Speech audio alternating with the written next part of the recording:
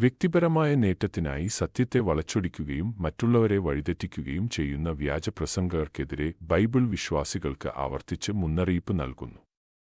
മത്തായി 7:15 യേശു മുന്നറിയിപ്പ് നൽകുന്നു, ആടുകളുടെ വേഷം ധരിച്ച് നിങ്ങളുടെ അടുക്കൽ വരുന്ന കള്ളപ്രവാചകന്മാരെ സൂക്ഷിക്കുക. അവർ അകമയോ കടിച്ചുകീറുന്ന ചെന്നായ്ക്കളാണ്. ഈ വ്യക്തികൾ നീതിമാന്മാരായി കാണപ്പെട്ടേക്കാം, പക്ഷേ സ്വാർത്ഥ ലക്ഷ്യങ്ങളാൽ നയിക്കപ്പെടുന്നു.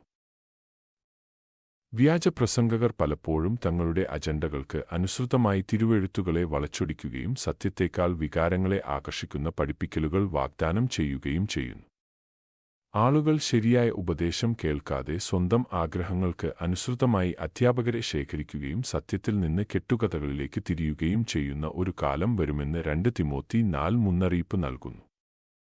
ദൈവവചനത്തിനെതിരായ പഠിപ്പിക്കലുകൾ പരിശോധിക്കാനും എല്ലാ ആത്മാവിനെയും പരീക്ഷിക്കാനും വിശ്വാസികളെ പ്രോത്സാഹിപ്പിക്കുന്നു. സ്വയം സംരക്ഷിക്കുന്നതിന് തിരുവെഴുത്തുകളിൽ വേരൂന്നിയവരായി തുടരുകയും പ്രാർത്ഥനയിലൂടെ ജ്ഞാനം തേടുകയും പരിശുദ്ധാത്മാവിനാൽ നയിക്കപ്പെടുകയും ചെയ്യേണ്ടത് അത്യന്താപേക്ഷിതമാണ്.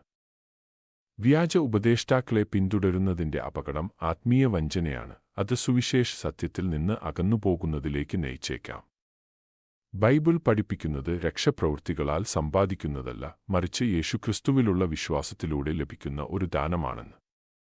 എഫെസ്യർ 2:8 പൗലോസ് എഴുതുന്നു, കൃപയാലല്ലോ നിങ്ങൾ വിശ്വാസത്താൽ രക്ഷിക്കപ്പെട്ടിരിക്കുന്നത്, അതും നിങ്ങളുടെ സ്വന്തം പ്രവൃത്തികളാൽ അല്ല, ആരും പ്രശംസിക്കാതിരിക്കേണ്ടതിന് അത് പ്രവൃത്തികളാൽ അല്ല, ദൈവത്തിന്റെ ദാനമത്രേ.